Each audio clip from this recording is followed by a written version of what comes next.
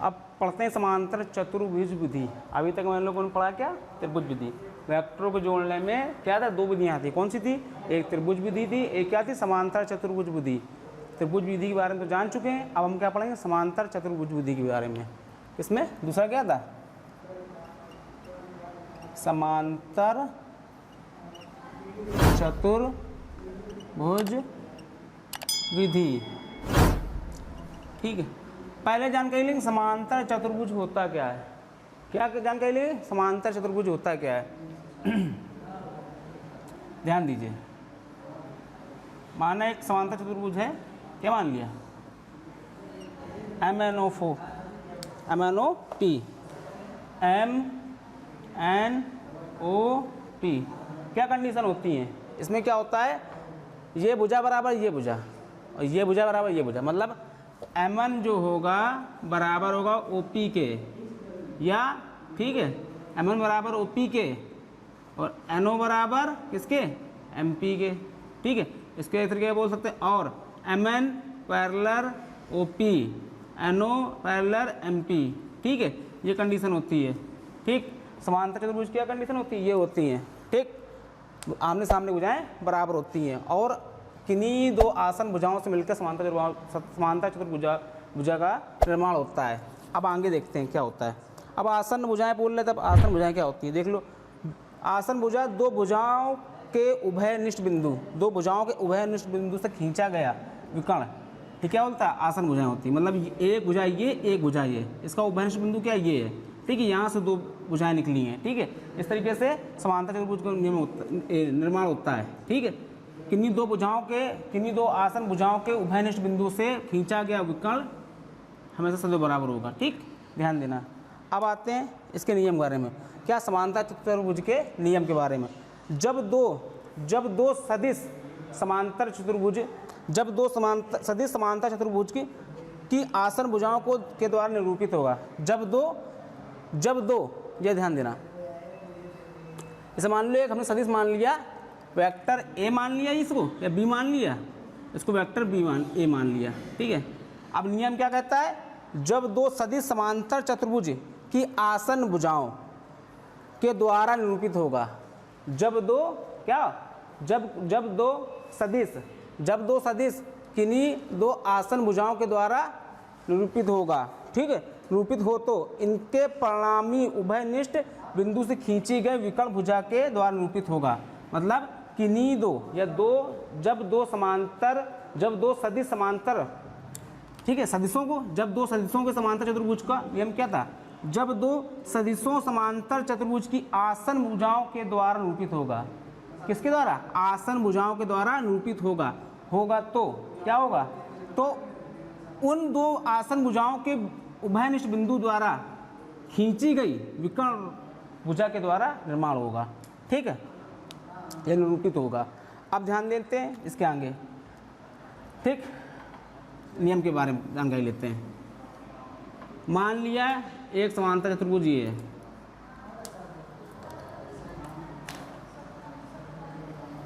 समांतर चतुर्भुज नियम क्या है, ये है, एक समांतर चतुर्भुज है MNOP। ठीक है, इसमें एक वेक्टर ए हो गया और वेक्टर बी हो गया। ठीक, दो वेक्टर है, सेम है, जैसे त्रिभुज विधि निकालते थे वैसे सेम इसमें भी है। देखते हैं कैसे सेम है। ठीक है, इसका विकर्ण क्या हो गया, R हो गया। ठीक है, इसमें वही करेंगे, O से इस भुजा को आगे बढ़ाएंगे। ठीक, और यहाँ से एक लंब डाल देंगे O से। ठीक है, लंब डाल लेंगे। देखो पिछला त्रिभुज विधि द्वारा कुछ देखो याद आ रहा, उसी तरीके से इस बिंदु को मान लेते हैं, हम E मान लेते हैं। ठीक है, ये 90 का हो गया, वही चीज़ है। ये भुजा हो गई A और ये हो गई B, ये B तो ये B होगी। कुछ याद आ रहा है, त्रिभुज विधि द्वारा निकालते थे हम लोग, वही सेम कंडीशन है वही। जब ये A तो ये भी A, ये B तो ये B। अभी देखो पाइथागोरस प्रमेय लगाएंगे, त्रिभुज OPE में लगाएंगे, जब क्या हो जाएगा तो क्या निकलेगी, sin थीटा बराबर निकाल लगाएंगे तो ये निकलेगा क्या, बी, क्या निकलेगा, बी साइन थीटा, और ये निकले क्या, बी कॉस थीटा। ये आपको पता ही होगा, उसमें निकाला था हमने त्रिभुज विधि में। ठीक है, समझाया। यहाँ से यहाँ तक कितनी हो जाएगी, ए प्लस बी कॉस थीटा। फॉर्मूले सेम है, सब कुछ सेम, तो वो भी सेम। तो आर बराबर क्या निकलता है, आर बराबर अंडर रूट में A square plus B square plus का 2ab कॉस थीटा। ठीक है, A square B square plus का 2ab कॉस थीटा, ये निकलता है। देखो त्रिभुज विधि में और समांतर चतुर्भुज विधि में सेम है ना, देखा वो चीज़। लेकिन क्या चेंज है, देखो जो तुम्हारे क्या था त्रिभुज विधि में, एक वेक्टर हमेशा दूसरे वेक्टर में ऐड होता था। मतलब एक वेक्टर जो था दूसरे वेक्टर में ऐड होता था। मान लो वेक्टर ए है ये, तो वेक्टर बी है ये, एक दूसरे में क्या होते थे, ऐड होते थे ना। अब ये क्या था, और समांतर चतुर्भुज विधि में क्या था, ये त्रिभुज विधि में।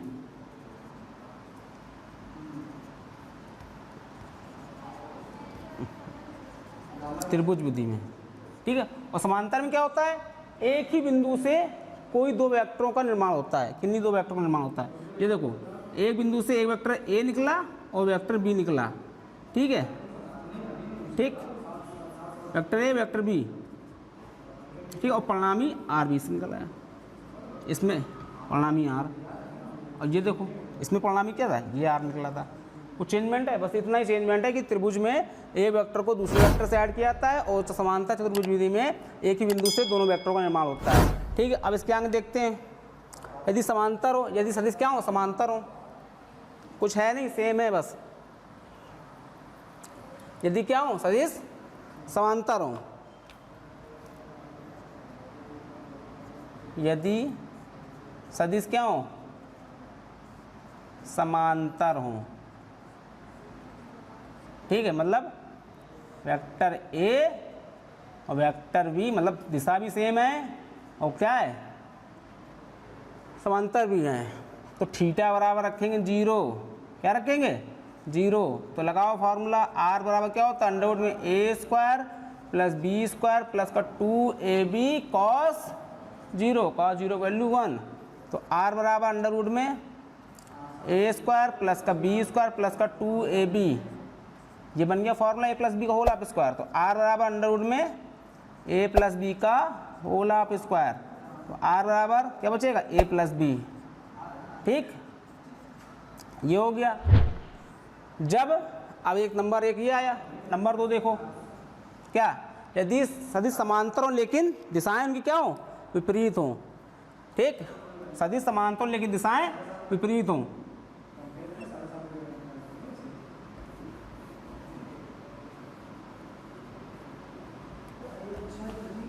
सदिश क्या हो, समांतर हो लेकिन दिशाएं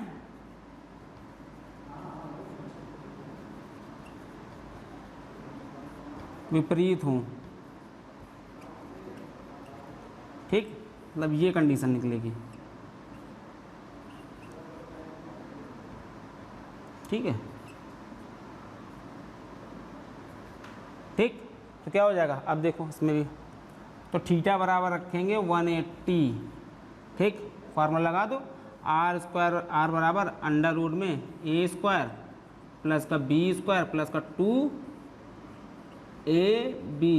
बी की कॉस 2ab कॉस 180, कॉस 180 का मान होता है माइनस का 1। ठीक है, तो क्या निकलेगा, आर बराबर अंडर रूट में ए स्क्वायर प्लस, देख लो A square plus B square, minus आ जाएगा, माइनस प्लस माइनस, तो A square B square minus का 2ab, तो क्या बन जाएगा, देख लो A square B square minus का 2ab, ये ए माइनस बी का होल ऑफ स्क्वायर बन गया। तो आर क्या निकलेगा, आर बराबर अंडर रूट में ए माइनस बी का होल ऑफ स्क्वायर, स्क्वायर से होल कैंसिल। तो आर बराबर, यहाँ देख लो, आर बराबर ए माइनस बी। ठीक, ये निकला। जब अब ये देख लिया, ये देख लिया आप लोगों ने, क्या था, समांतर होगा थीटा व 0 लेंगे और विपरीत दिशाएं विपरीत होंगी तो क्या लेंगे, 180 लेंगे। अब बारी आती है लंबवत होगा, क्या होगा, लंबवत होगा। देख लो, स्क्रीनशॉट ले लीजिए आप लोग इसका। अब क्या होगा, जब समान क्या होगा, विपरीत होंगे, लंबवत होगा। जब क्या होगा, लंबवत होगा, ठीक है, मतलब इस तरीके से वेक्टर ए और वेक्टर बी, ठीक है, ये देख लो लंबवत होगा, दैट्स व्हाई थीटा बराबर 90 अंश, ठीक है। आर बराबर अंडर रूट में ए स्क्वायर प्लस का बी स्क्वायर प्लस का 2ab cos 90, cos 90 की वैल्यू 0 होती है, तो आर बराबर क्या निकलेगा, आर बराबर ए स्क्वायर और बी स्क्वायर निकलेगा। आया समझ में, आया कि नहीं आया समझ में भैया आप लोग। समांतर होगा तो ये लेंगे, थीटा 0 लेंगे, जब लंबवत होगा तो 90 लेंगे, और जब विपरीत दिशा में होंगे क्या 180 लेंगे। एक चीज़ और देख लीजिए, अब इसमें कुछ एक सवाल देख लेते हैं। यह आपको पता है कि वेक्टर में कभी भी कोई थ्योरिटिकल पार्ट नहीं आता, केवल न्यूमेरिकल आता है। तो केवल 2 सवाल हैं छोटे मोटे, देख लो इसी में। मैं बोल रहा हूँ, आप सवाल नोट कर लीजिए। यदि 2 सदिश बल, क्या, यदि 2 सदिश बल कितना है, एक 3 न्यूटन का है, एक 4 न्यूटन का है, ठीक है। यदि 2 सदिश बल एक 3 न्यूटन का है और एक 4 न्यूटन का है, ठीक है, किसी वस्तु पर लगे हैं तो इनके परिणामी क्या होंगे, ठीक है। यदि 2 वस्तु बल जिन क्या लग रहा है, 3 न्यूटन बल लगा रहा है, एक 4 न्यूटन बल लगा रहा है, किसी वस्तु पर लग रहे हैं, ठीक है, और इनका परिणामी ज्ञात करना है, जबकि इन दोनों के मध्य बनने वाला कोण थीटा बराबर, एक बार लिया गया कितना 0 अंश 30 ले लो, 30 145 60 इस तरह के ले लिया, जितने भी ले लीजिए आप, लगाएं कैसे निकालेंगे, ठीक है।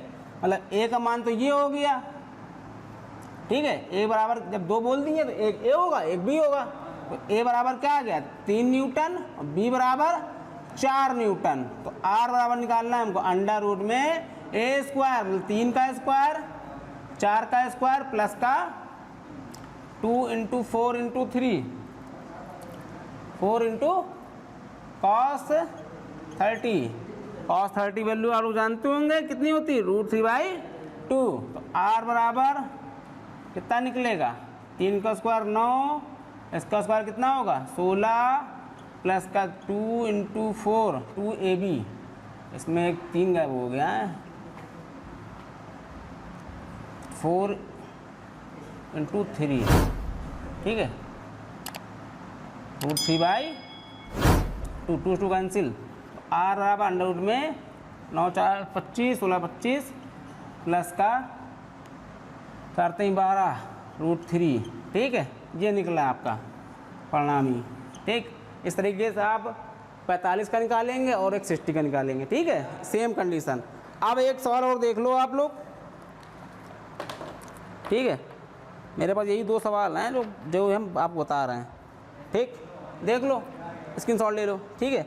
2 सदिश जिसमें प्रत्येक का परिणामी बल क्या है 10 मात्रक है, 2 सदिश जिनका प्रत्येक का परिणामी बल कितना है 10 मात्रक है, 2 सदिश जिसमें प्रत्येक का परिणामी कितना है 10 मात्रक है, ठीक है, जो एक्स एच की धन दिशा पे 30 अंश का कोण बनाते हैं, एक 60 अंश का कोण बनाए, मतलब 2 हैं, एक 30 अंश का कोण बनाता है, एक 60 अंश का कोण बनाता है, ध्यान दीजिए, ठीक। एक्स एच की धन दिशा ये हो गई एक्स एच की, ठीक, ये माइनस होती है, ये प्लस होती है, ये माइनस होगी, ये माइनस होगी, ठीक है। 2 हैं, एक बना रहा 30 अंश का कोण और एक बना रहा 60 अंश का कोण, ये 30 बना रहा और ये कितना बना रहा 60 बना रहा है, ठीक। अब बोल रहा है इनका परिणामी व दिशा का मान ज्ञात कीजिए। ध्यान देना, जब इनका एक प्लेयर देख लो, ये भी 10 मात्रक है और ये भी 10 मात्रक है, ठीक, परिणामी निकालना है। अब ध्यान दो, ये 30, ये इसका परिणामी यहाँ से कहीं से आएगा, मध्य से होके आएगा, ठीक है। तो ये कितना है बच्चा परिणामी ये 30 अंश बचा, हमको इसी का मान निकालना है। ठीक है, लगा दो फार्मूला, ये 30 ये 60 बचा कितना, इसी परिणामी अंश निकलेगा तो कितना होगा, इनके मध्य इसे निकलेगा जाके इसे, तो कितना गुण बना रहा है, मध्यम क्या है 60 वाला है, तो कितना बनेगा 30 बनेगा। निकालिए r बराबर अंडर रूट में 10 का स्क्वायर प्लस का 2 इंटू 10 इंटू cos 30, r बराबर 100 प्लस 100 200 प्लस का 200 √3/2। ठीक, r बराबर क्या करेंगे, कॉमन कर लो, 200 1 प्लस का ये 2 से 2 कैंसिल कर दो, सीधी बात 2 कैंसिल कर दो, 100 बचेगा और 100 कॉमन कर लो, तो 100 कॉमन कर लिया, अंदर का बचेगा कितना 2 प्लस का √3, तो r वाला कितना निकलेगा 10 2 प्लस का √3, ये निकला r का मान आपका। ठीक, अब दिशा निकालनी है, tan अल्फा बराबर क्या होता है, क्या होगा बताइए, tan अल्फा बराबर a sin थीटा अपान में a plus b sin theta b cos theta, ये होता है। मध्य का कोण निकालना है इनके, भाई इनके मध्य में जो कोण बनना है वो निकालना है हम लोग को। देखिए इसका, ठीक है, मान रख दो, tan थीटा बराबर tan अल्फा बराबर b का मान कितना है 10 मात्रक into sin 30 upon 10 into sin 10 plus का 10 cos 30। ठीक है, तो tan अल्फा बराबर 10 1/2 अपॉन में 10 प्लस का 10, इसका क्या √3/2, या सीधे क्या करें 10 कॉमन कर लें हम लोग, 10 कॉमन कर लो, अंदर चाहिए 1 प्लस का √3/2। ठीक, तुम्हारा 10 से 10 कैंसिल हो गया, तो tan अल्फा बराबर 1/2, ये बचेगा 2 प्लस का √3/2 कैंसिल, मतलब कितना बचा 1 प्लस का 2 प्लस का √3, ये मान होता है किसका tan 15 का। ठीक है, किसका मान होता है tan 15 का, tan 15 का। ठीक है, ये किसका मान होता है tan 15 का मान होता है, ध्यान देना।